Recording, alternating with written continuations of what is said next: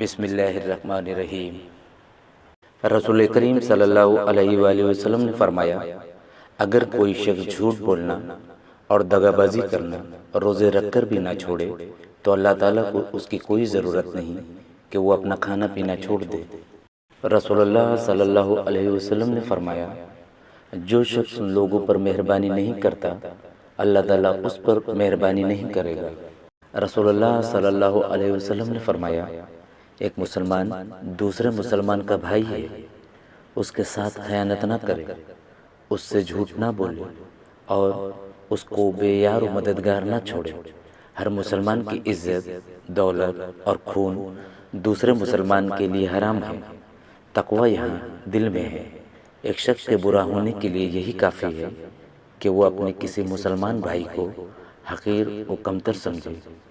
حضرت ابو برزہ اسلمی رضی اللہ عنہ سے روایت ہے، انہوں نے فرمایا، رسول اللہ صلی اللہ علیہ وآلہ وسلم عشاء کی نماز کو دیر سے پڑھنا پسند کرتے تھے اور اس سے پہلے سونا اور اس کے بعد باتیں کرنا ناپسند فرماتے تھے۔ رسول اللہ صلی اللہ علیہ وسلم نے فرمایا، وہ شخص ہم میں سے نہیں ہے جو ہمارے چھوٹوں پر مہربانی نہ کرے اور ہمارے بڑوں کا مقام نہ پہچانے۔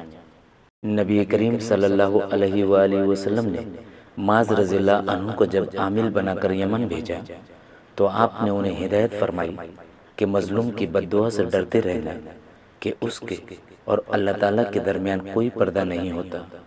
رسول اللہ صلی اللہ علیہ وآلہ وسلم نے فرمایا کہ سب نمازوں میں اللہ تعالیٰ کے نزدیک پسندیدہ نماز داؤد علیہ السلام کی نماز ہے، اور روزوں میں بھی داؤد علیہ السلام ہی کا روزہ۔ آپ آدھی رات تک سوتے، اس کے بعد تہائی رات نماز پڑھنے میں گزارتے، پھر رات کے چھٹے حصے میں بھی سو جاتے۔ اسی طرح آپ ایک دن روزہ رکھتے اور ایک دن افطار کرتے تھے۔ رسول اللہ صلی اللہ علیہ وسلم نے فرمایا، ایک مومن دوسرے مومن کے لیے عمارت کی طرح ہے، جس کا ایک حصہ دوسرے حصے کو مضبوط کرتا ہے۔